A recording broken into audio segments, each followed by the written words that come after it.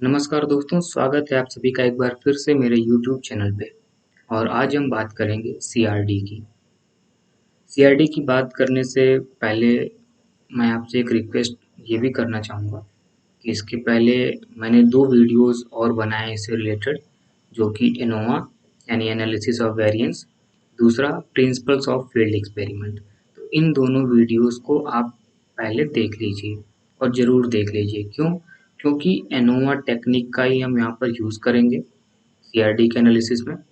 और जो वहाँ पर बेसिक प्रिंसिपल्स बताए गए आपको और जो टर्मिनोलॉजीज बताई गई उनका यहाँ पर हम यूज़ करेंगे। तो ये वीडियो आपको बहुत अच्छे से समझ में आए, इसलिए ये ज़रूरी है कि आप उन दोनों वीडियोस को पहले देख लीजिए। तो चलिए आज की वीडियो को फिर शुरू करते हैं। तो बात कर रहे थे हम सीआरडी की। जो सीआरडी का पूरा नाम है वो है कंप्लीट रैंडमाइज्ड डिज़ाइन। और ये सबसे सिंपलेस्ट डिज़ाइन है, जितने भी तरह के डिज़ाइन है उसमें ये सबसे सिंपल है। इस डिज़ाइन में हम क्या करते हैं कि जो हमारे ट्रीटमेंट्स होते हैं उन्हें हम क्या करते हैं, एलोकेट करते हैं अपने एक्सपेरिमेंटल यूनिट्स में रैंडमली। यानी जो हमारा एक्सपेरिमेंटल मटेरियल होता है उसको हम डिवाइड करते हैं एक्सपेरिमेंटल यूनिट्स में, और जो हमारे पूरे एक्सपेरिमेंटल मटेरियल पे जो हमारा एक्सपेरिमेंटल यूनिट हमने डिवाइड करके बनाया है, यानी एक तरह से प्लॉट्स बनाए हैं, उनमें हम अपने ट्रीटमेंट्स को रैंडमली एलोकेट करते हैं। ठीक है। अगर फील्ड एक्सपेरिमेंट का केस हो तो हम क्या करते हैं, अपने होल फील्ड को डिवाइड करते हैं required number of plots of equal size. जो प्लॉट्स बनाते हैं उनकी साइज इक्वल होती है, और देन हम अपने ट्रीटमेंट्स को रैंडमली उन प्लॉट्स में एलोकेट करते हैं। ठीक है।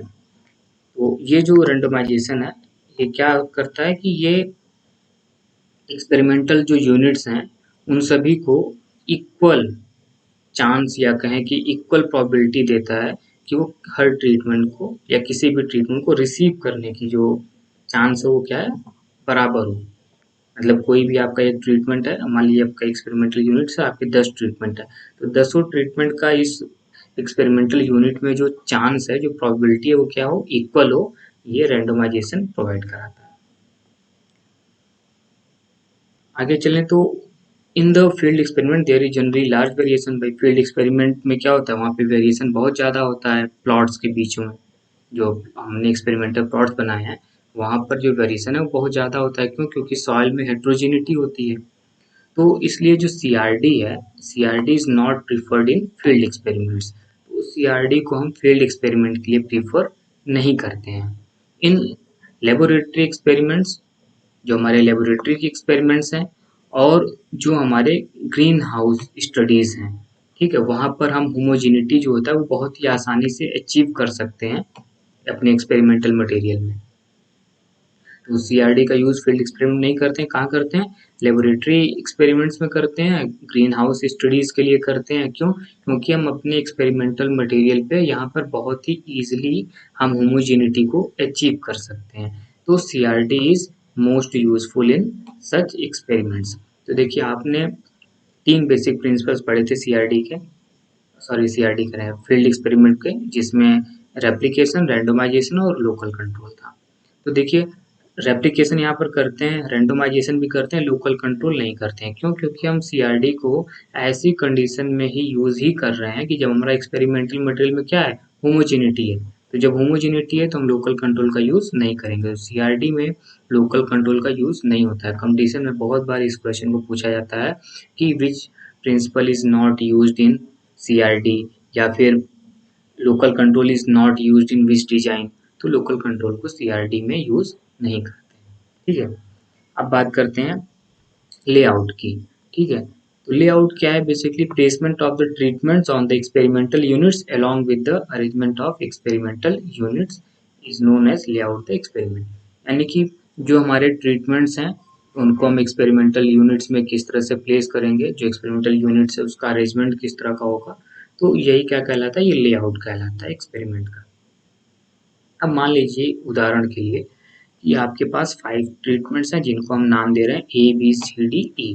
ठीक है। 5 ट्रीटमेंट्स हैं A B C D E, और हम क्या कर रहे हैं, उन सभी ट्रीटमेंट्स को लिखा ना, ईच विथ 4 रेप्लिकेशन, यानी सभी को हम क्या कर रहे हैं, 4 टाइम्स रेप्लिकेट कर रहे हैं। तो कितने हमको एक्सपेरिमेंटल यूनिट चाहिए होंगे भाई, 5 ट्रीटमेंट है, सभी ट्रीटमेंट को 4 बार लगाएंगे। ठीक है, तो इसका मतलब कि 5 4 जा 20, 20 एक्सपेरिमेंटल यूनिट्स हमें चाहिए होंगे। ठीक है, here since the number of unit is 20 है, तो a 2-digit random number table will be consulted and a series of 20 random numbers will be taken excluding those which are greater than 20। तो कहने का मतलब है कि अब हम रैंडमाइजेशन करने के लिए क्या करें, तो रैंडमाइजेशन करने के लिए हम रैंडम नंबर टेबल जो होता है उसकी हेल्प ले सकते हैं। ठीक है, रैंडम नंबर टेबल में वो नंबर्स रैंडमली लिखे होते हैं, और क्या होता है 2 डिजिट रैंडम नंबर लेंगे टेबल, तो जो 2 डिजिट रैंडम नंबर टेबल होगा उसमें 1 से लेकर के 99 तक होंगे, तो जो 20 के बाद का उसको एक्सक्लूड कर दीजिए। ठीक है, अब हमारे पास सीधे 1 से लेकर के 20 तक के बचे। ठीक है, वही नंबर्स हैं। अब सपोज करिए कि हम जो रैंडम नंबर टेबल है उसमें से नंबर सेलेक्ट करते जा रहे हैं। ठीक है, तो मान लीजिए कि हम पहला अपना ट्रीटमेंट लिए।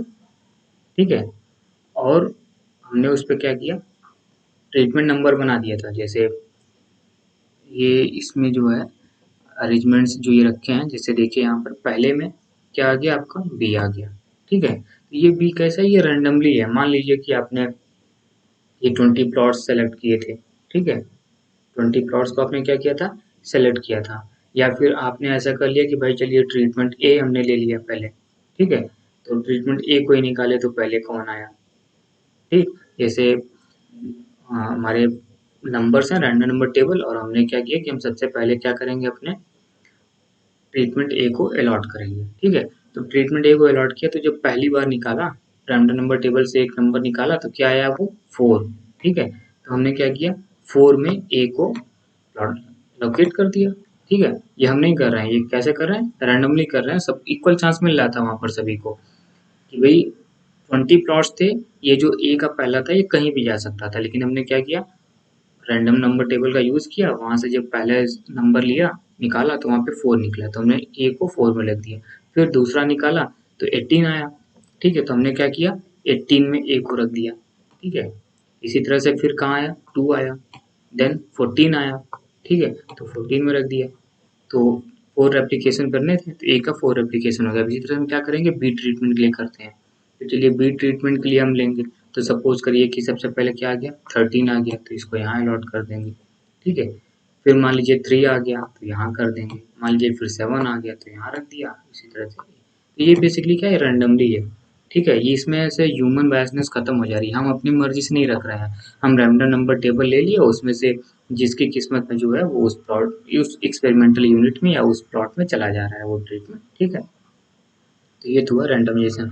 देखिए सीआरडी का जो लेआउट है, हर डिजाइन का जो लेआउट होता है आप लेआउट देख करके समझ सकते हैं। इसमें देखिए अगर इस तरह से बात करें तो ए बी यानी एक ही रो में वो ट्रीटमेंट, कोई भी एक ट्रीटमेंट 2 बार आ जा रहा है। कॉलम में भी देखिए तो जरूर आ रहा होगा।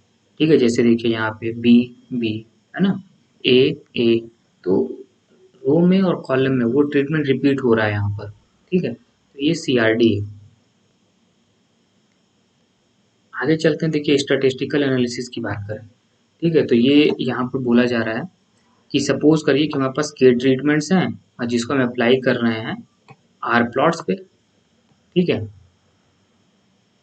इसको हम समझाने के लिए आपको ऐसे बताते हैं, ऊपर वाला एग्जांपल लेते हैं। तो सपोज करिए कि वहां पर ऊपर बताया गया था भाई हमें कि 5 हमारे ट्रीटमेंट है। ठीक है, और 4 उनके रेप्लिकेशन है।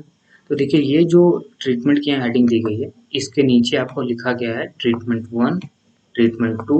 ठीक है, इसी तरह से यहाँ क्या होगा, ट्रीटमेंट 3, ट्रीटमेंट 4, ट्रीटमेंट 5। तो मतलब ट्रीटमेंट्स को इस कॉलम में लिख लिए हैं। ठीक है, इधर क्या है 1 2 3 4 ये ऐसे अंत तक गया हुआ है, तो ये हमारा रेप्लिकेशंस को शो कर रहा है। ठीक है, तो मान लीजिए क्या है कि भाई पहले ट्रीटमेंट की यील्ड और पहले रेप्लिकेशन में।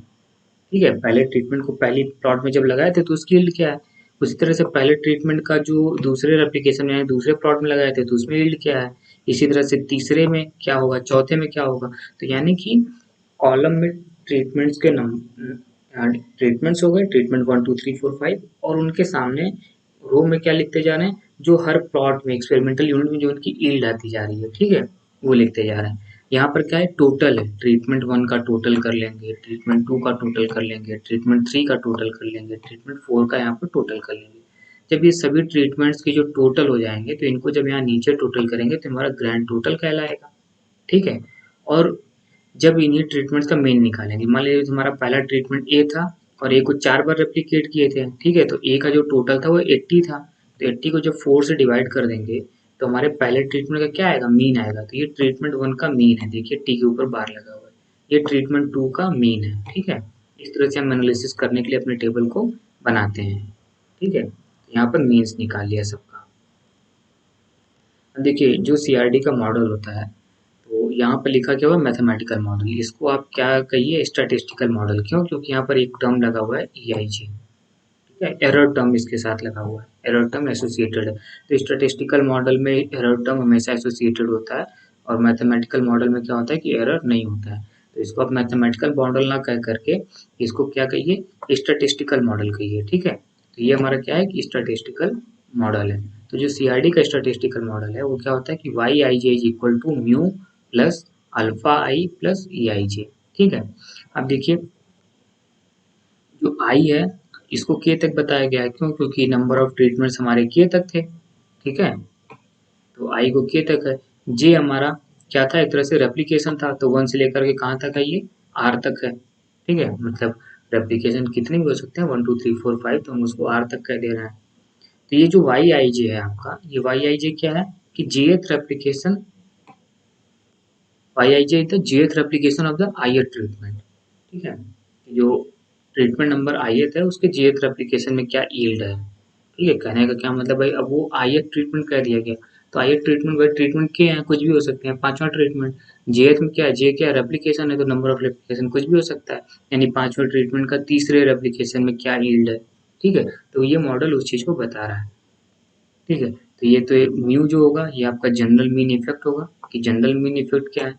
अल्फा आई जो होगा ये क्या होगा, इफेक्ट बताएगा आपका ड्यू टू आई ट्रीटमेंट की, पर्टिकुलर उस आई ट्रीटमेंट की वजह से क्या इफेक्ट पड़ रहा है। ठीक है, तो ये बेसिकली क्या है कि T I bar minus mu, ये चीज जो है।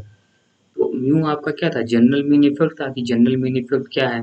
ठीक है, तो जो ट्रीटमेंट का मीन है, मान लीजिए ट्रीटमेंट नंबर थर्ड का जो मीन है, तो उसमें से जो जनरल मीन इफेक्ट है उसको आप निकाल दीजिए। ठीक है, और एरर यहाँ पर अलग है ही है। तो ये जो अल्फा आई बताएगा, अल्फा आई बताएगा कि पर्टिकुलर उस ट्रीटमेंट का क्या इफेक्ट पड़ रहा है। ठीक है, जैसे एक तो भाई यहाँ पर मान लीजिए समझिए तीन चीजें हैं, आपने इसको पार्टीशन कर लिया, मीन में, अल्फा आई और ई आई जे में, जो उस पर्टिकुलर प्लॉट की यील्ड थी। तो प्लॉट की तो एक जनरल मीन यील्ड है जो आ रही होगी, सबके लिए सेम होगी जनरल मीन यील्ड, तो वो प्लस उसमें कुछ एरर होगा तो एरर को निकाल दिया। एरर तो हमारा पहले ही यहाँ पर प्लस में, एरर को अगर आप निकाल लीजिए तो बचा क्या, म्यू, और जो ट्रीटमेंट का इफेक्ट है वो बचा, यानी अल्फा आई। तो अगर उस ट्रीटमेंट के पूरे इफेक्ट में से आप क्या करिए, जो ट्रीटमेंट का मीन है उसमें से जो जनरल मीन इफेक्ट है उसको निकाल दीजिए, तो हमें पर्टिकुलर उस ट्रीटमेंट का क्या इफेक्ट पड़ रहा है वो पता चल जाएगा।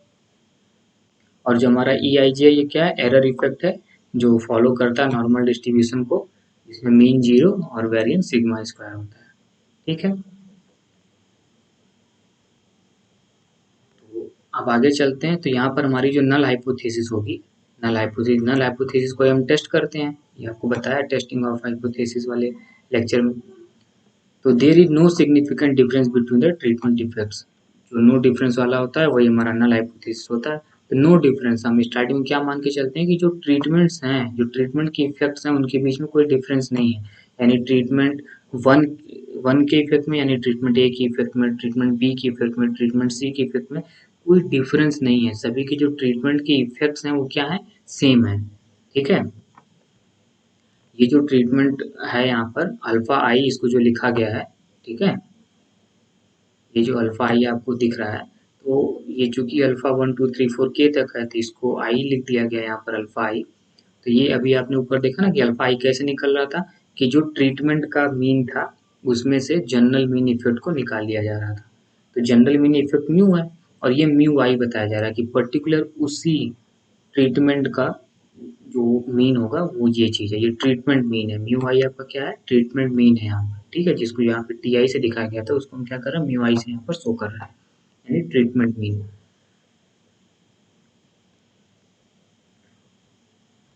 अब देखिए नल हाइपोथेसिस हमारी है, नल हाइपोथेसिस को हम वेरीफाई करेंगे कि नल हाइपोथेसिस हमारी सही है या फिर नहीं सही है। नल हाइपोथेसिस मतलब कि एक्सेप्ट होगी या फिर रिजेक्ट होगी, तो ये कैसे करेंगे, तो वेरीफाई करने के लिए हम यहाँ पर एनोवा टेक्निक जो होता है उस प्रोसीजर को अप्लाई करते हैं। इसलिए हमने आपसे बोला था कि पहले एनोवा की इस लेक्चर वीडियो को आप देख लीजिए। तो एनोवा का जो आपको वीडियो हमने बताया था उसमें बताया था कि स्टेप्स जो इन्वॉल्व होते हैं उसमें हम क्या क्या कैलकुलेट करते हैं, ठीक है। तो उसमें हम करेक्शन फैक्टर निकालते हैं, उसमें हम ट्रीटमेंट सम ऑफ स्क्वायर निकालते हैं, उसमें हम टोटल सम ऑफ स्क्वायर निकालते हैं। तो ये चीज़ें आपको वहाँ पर बताई थी हमने, ये चीज़ें निकालते हैं, पर उनको कैसे निकालते हैं इसके लिए बोला था कि हम आपको जब सीआरडी पढ़ाएंगे तब बताएंगे। तो सीआरडी में चलिए आज बताते हैं कि भाई देखिए करेक्शन फैक्टर कैसे निकलता है। तो करेक्शन फैक्टर निकालने के लिए जो ऊपर आपने ये टेबल बनाया था, इस टेबल में आपने यहाँ पे क्या किया है, जनरल ये ग्रैंड टोटल ये आपने कैलकुलेट कर लिया है ना, ट्रीटमेंट्स के जो टोटल आए थे सबको उनको जोड़ा और सभी ट्रीटमेंट्स के टोटल को जोड़ लिया तो वो ग्रैंड टोटल आपको मिल गया। तो ये जो हम कैलकुलेट करते हैं, ये कैलकुलेट करते हैं कि ग्रैंड टोटल का square divided by N. N मतलब कि नंबर ऑफ एक्सपेरिमेंटल यूनिट्स या फिर नंबर ऑफ ऑब्जर्वेशन।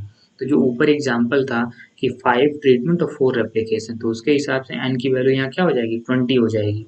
और ग्रैंड टोटल कि भाई जो टोटल ट्रीटमेंट 1 की यील्ड होगी, जो ट्रीटमेंट बी की टोटल यील्ड होगी, जो ट्रीटमेंट सी की टोटल यील्ड होगी, तो जो पांचों हमारे ट्रीटमेंट है उनकी टोटल यील्ड को जब हम जोड़ लेंगे तो ग्रैंड टोटल हो जाएगा। तो ग्रैंड टोटल का स्क्वायर करिए और उसको एन से डिवाइड कर दीजिए, ठीक है।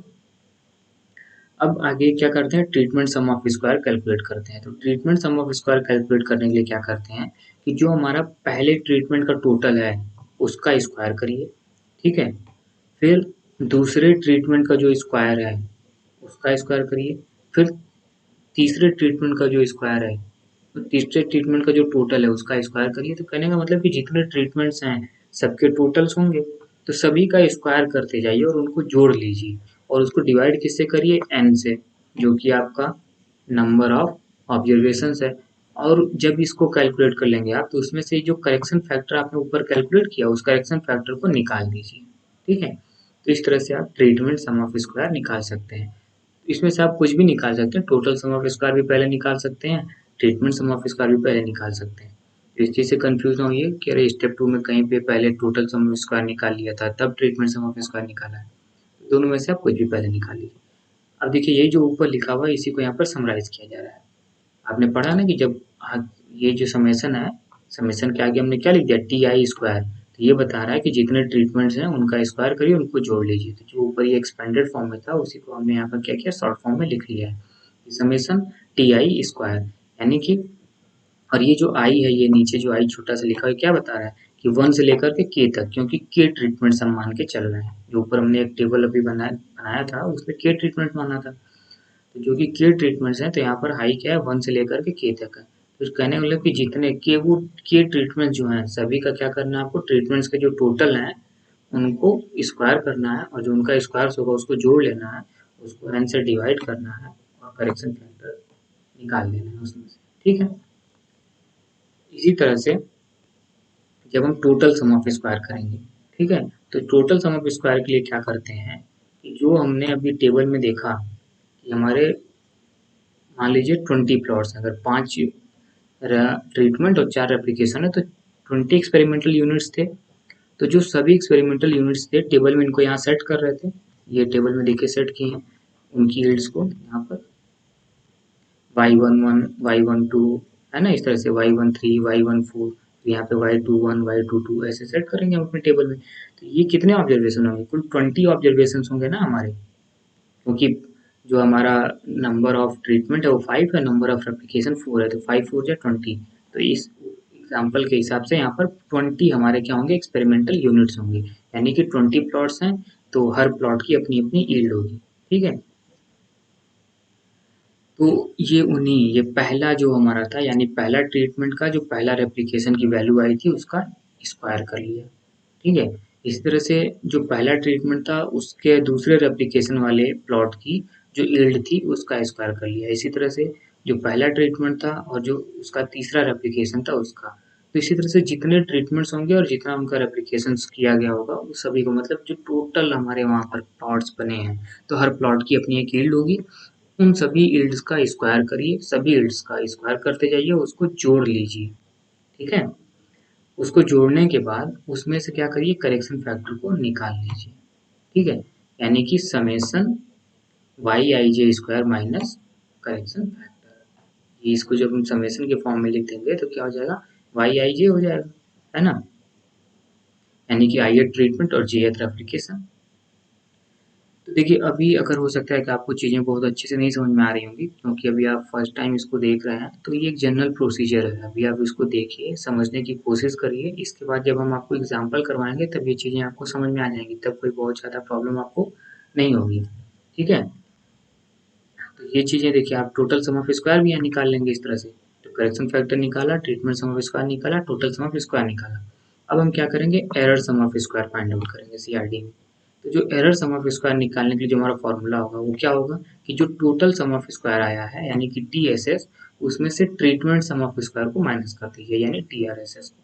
ठीक है, तो एरर सम ऑफ स्क्वायर तो आसानी से निकल जाएगा, इसमें ज़्यादा मेहनत है नहीं कि यहाँ पे टोटल सम ऑफ स्क्वायर की वैल्यू आई है, उसमें से ट्रीटमेंट सम ऑफ स्क्वायर की वैल्यू को सब्ट्रैक्ट कर देंगे। ठीक है, अब जब वो सारी वैल्यूज हम कैलकुलेट कर लेंगे तो हम क्या करेंगे, अपना एनोवा टेबल बनाएंगे। और आपको एनोवा वाले लेक्चर में हम बताए थे कि एनोवा टेबल में क्या बनाते हैं, कैसे करते हैं। ठीक है, तो ये सीआरडी का एनोवा टेबल आपके सामने है। तो इसमें क्या होता है, पहले इधर तो सोर्सेज ऑफ वेरिएशन होते हैं। ठीक है, तो सोर्स ऑफ वेरिएशन एक तो ट्रीटमेंट की वजह से हमारा आएगा और दूसरा एरर की वजह से आएगा। ठीक है, अब उनका डिग्री ऑफ फ्रीडम, अगर के ट्रीटमेंट है तो के माइनस वन हो जाएगा हमारा डिग्री ऑफ फ्रीडम। एरर के लिए क्या करेंगे, एन माइनस के कर देंगे। ठीक है, यानी जो टोटल नंबर ऑफ ऑब्जर्वेशन होगा उसमें से के यानी नंबर ऑफ ट्रीटमेंट को माइनस कर देंगे। और जो टोटल हमारा होगा, टोटल का degree of freedom N minus one हो जाएगा। ये जो सम ऑफ स्क्वायर है ये हमने ऊपर जो चारों स्टेप किए हैं उसमें कैलकुलेट किया था। पहले करेक्शन फैक्टर निकाला था, फिर ट्रीटमेंट सम ऑफ स्क्वायर निकाला था, फिर यहाँ पर टोटल सम ऑफ स्क्वायर निकाला था, और उसके बाद टोटल में से ट्रीटमेंट को सब्ट्रैक्ट कर दिया था, तो एरर सम ऑफ स्क्वायर हमारा आ गया था। ठीक है, अब देखिए अब ये क्या है, एमएस यानी मीन सम ऑफ स्क्वायर है ये। ठीक है, मीन सम ऑफ स्क्वायर, इसी को वेरिएंस भी कहते हैं। ठीक है, तो ये टीएमएस से इसको डिनोट कर रहे हैं, यानी कि ट्रीटमेंट के मीन सम ऑफ स्क्वायर की बात कर रहे हैं। तो ट्रीटमेंट का मीन सम ऑफ स्क्वायर निकालने के लिए क्या करते हैं, कि जो ट्रीटमेंट का सम ऑफ स्क्वायर होता है उसको उसी के डिग्री ऑफ फ्रीडम से डिवाइड कर देते हैं। ठीक है, ये जो ट्रीटमेंट का यहाँ सम ऑफ स्क्वायर आएगा उसको उसके डिग्री ऑफ फ्रीडम से डिवाइड कर देंगे। तो ये जो हमारा यहाँ पर treatment mean sum of square है वो निकल जाएगा। इसी तरह से error mean sum of square निकालने के लिए क्या करेंगे, कि जो एरर का सम ऑफ स्क्वायर आया है उसको उसके करस्पॉन्डिंग डिग्री ऑफ फ्रीडम से डिवाइड कर देंगे। तो एरर सम ऑफ स्क्वायर की वैल्यू तो हमने प्रोसीजर में 1 2 3 4 जो किया वहाँ निकाला है, चौथे स्टेप में निकाला था एरर सम ऑफ स्क्वायर की वैल्यू, और ये डिग्री ऑफ फ्रीडम यहाँ आई है एन माइनस के, तो उसी से डिवाइड कर देंगे। ठीक है, देन उसके बाद हम एफ कैलकुलेटेड निकालते हैं। ठीक है, इसको हम एफ रेशियो भी कहते हैं, यानी वेरिएंस रेशियो भी इसको कहते हैं। ठीक है, तो एफ टी यानी कि ये तो एफ कैलकुलेटेड वैल्यू मगर किसकी है, टी की, ट्रीटमेंट की। ये कैसे निकलता है, जो ट्रीटमेंट का मीन सम ऑफ स्क्वायर निकाले थे उसको इस error mean sum of square की वैल्यू से डिवाइड कर देंगे। ठीक है, तो हमारा एफ टी यानी कि ट्रीटमेंट का एफ कैलकुलेटेड वैल्यू निकल जाएगा। और टेबल वैल्यू हम क्या करेंगे, टेबल वैल्यू तो हम टेबल से ही देखेंगे, जो एफ की टेबल वैल्यू है ये तो हमें टेबल से देखनी पड़ेगी। तो कहाँ देखेंगे, एफ टेबल को ओपन करेंगे। ठीक है, अल्फा लेवल ऑफ सिग्निफिकेंस, यानी अगर हमें 5% चाहिए, 1% चाहिए, 0.1% चाहिए, 10% पे देखना है तो टेबल में चले जाएंगे, उसकी टेबल खोल लेंगे, 5% वाली, 10% वाली या 1% वाली। ठीक है, और के माइनस वन क्या है, ट्रीटमेंट का डिग्री ऑफ फ्रीडम है, जो कि ऐसे ऊपर देखेंगे ऐसे, तो रो में कहीं दिया होगा, मान लो इसकी वैल्यू 8 है तो ऐसे आगे जाएंगे, यहाँ पर 8 कहीं ना कहीं इसकी वैल्यू दी होगी। ठीक है, तो ट्रीटमेंट का जो वैल्यू होगा वो ऐसे मिल जाएगा हमें, और नीचे जब चलेंगे तो एन माइनस के की वैल्यू मिल जाएगी।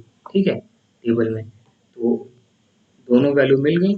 ठीक है, और उसके करस्पॉन्डिंग जो वैल्यू दी होगी टेबल में वो हमारी यहाँ पर वैल्यू ले ली जाएगी। ठीक है, तो हम क्या किए, अब तक हम एफ की कैलकुलेटेड वैल्यू भी पा गए और एफ की टेबलेटेड वैल्यू भी पा चुके हैं अभी तक की स्टेप्स में। ठीक है, तो क्या करेंगे, अब देखिए अगर क्या होता है कि जो हमारी कैलकुलेटेड वैल्यू है एफ की, अगर वो क्या है, कम है एफ के टेबल वैल्यू से किसी भी सर्टेन लेवल ऑफ सिग्निफिकेंस पे, जिसे हम अल्फा लेवल ऑफ सिग्निफिकेंस कह दे रहे हैं, alpha percent level of significance, ठीक है। तो अल्फा जो है हमारा भाई 1%, 2%, 5%, 10% जो भी है। तो देखिए अगर हमारी कैलकुलेटेड वैल्यू कम होगी टेबल वैल्यू से, तो हम क्या करेंगे, एक्सेप्ट कर लेंगे नल हाइपोथेसिस को।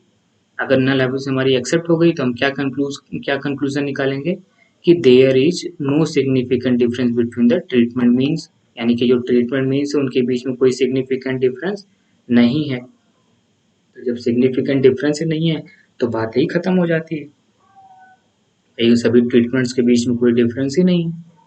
अगर वो ट्रीटमेंट पांचों जो थे ए बी सी डी, अगर वो वेराइटी है तो उन वेराइटी के बीच में कोई डिफरेंस नहीं है, ठीक है।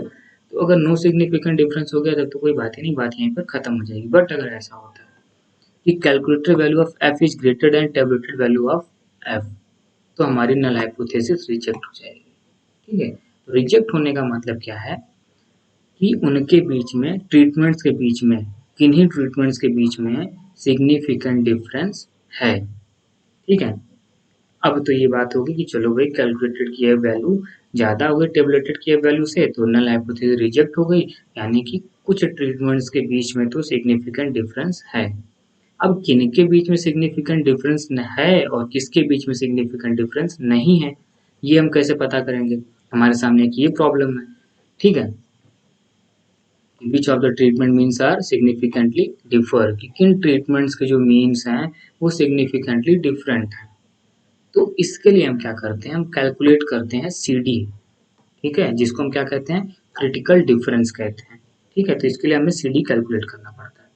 अब सी डी के लिए देखिए फॉर्मूला क्या है कि C D is equal to S E D, यानी कि standard error difference, multiply by T, जो टेबल वैल्यू टी की मतलब टेबल वैल्यू लेंगे, और एरर डिग्री ऑफ फ्रीडम पे लेंगे, 5 लेवल ऑफ सिग्निफिकेंस होगा।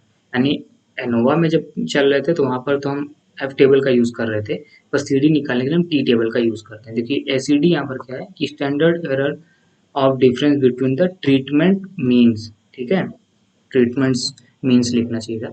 तो जो standard error difference between the treatment means है वो हमारा एस ई डी है, ठीक है। तो अभी एस ई डी भी आगे देखेंगे कैसे कैलकुलेट करेंगे, मगर सी डी के लिए हमें क्या चाहिए, एक तो एस ई डी चाहिए, दूसरा क्या चाहिए, टेबल वैल्यू चाहिए टी की, और एरर डिग्री ऑफ फ्रीडम पे, यानी एरर की जो degree of freedom ANOVA table में आई है वही डिग्री ऑफ फ्रीडम लेंगे, और लेवल ऑफ सिग्निफिकेंस हमारा 5% होगा, ठीक है। और एसईडी कैसे कैलकुलेट करते हैं, एसईडी कैलकुलेट करते हैं अगर देखिए इक्वल नंबर ऑफ रेप्लिकेशन है तो, ठीक है, यानी हर ट्रीटमेंट जो है वो इक्वल नंबर टाइम्स जो है रेप्लिकेट किया जा रहा है। अगर 5 रेप्लिकेशन है तो सभी ट्रीटमेंट्स 5 बार रेप्लिकेट किए जा रहे हैं। अगर इस तरह का केस है तो क्या हो जाएगा, under root 2 E M S divided by R, ठीक है, under root 2 E M S divided by R. E M S आपने इनोवा टेबल में निकाला है, error mean sum of square, है ना, जो एरर के सामने मीन सम ऑफ स्क्वायर में नीचे वैल्यू हमने कैलकुलेट किया था अभी, जिसमें हम क्या किए थे, एरर सम ऑफ स्क्वायर को उसको उसी डिग्री ऑफ फ्रीडम से, उसके करस्पॉन्डिंग डिग्री ऑफ फ्रीडम से डिवाइड कर दिए थे।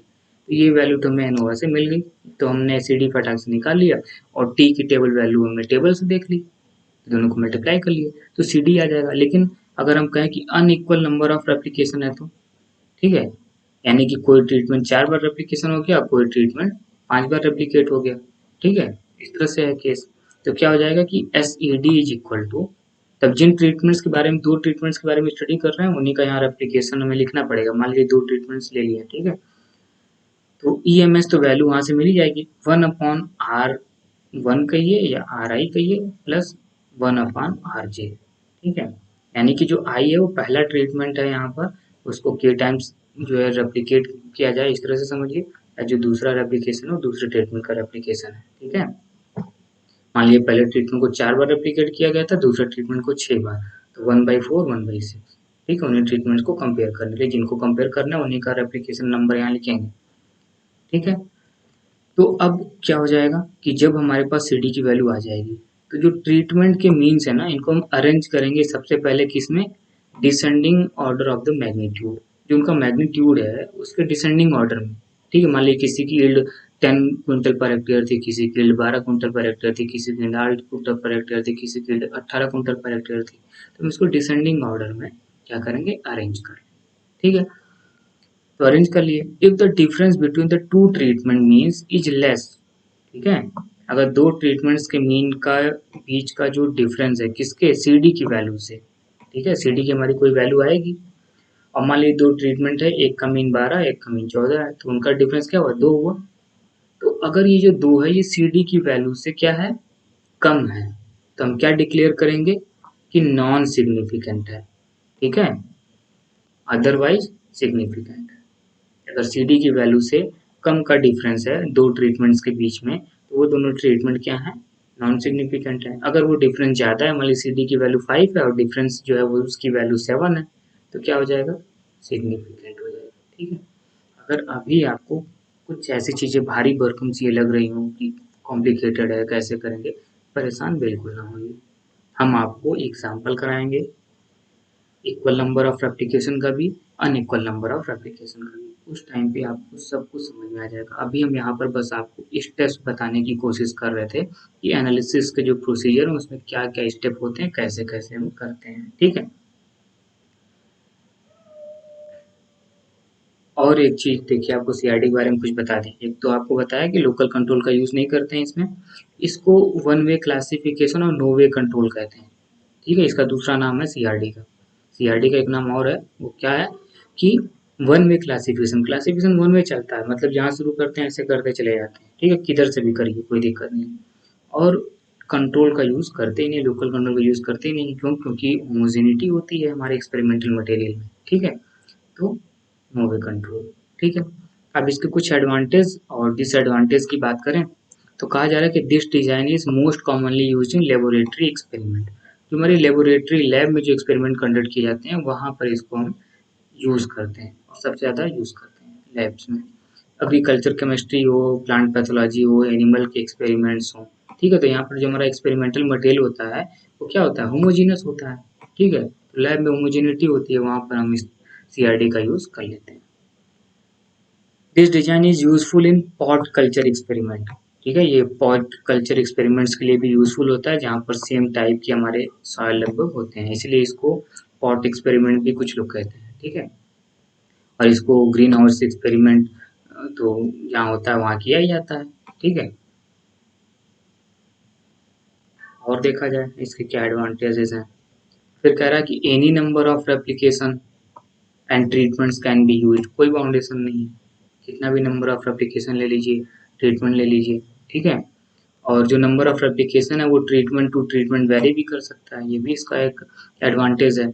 कह रहा है कि analysis remain simple even if information और सम यूनिट्स आर मिसिंग।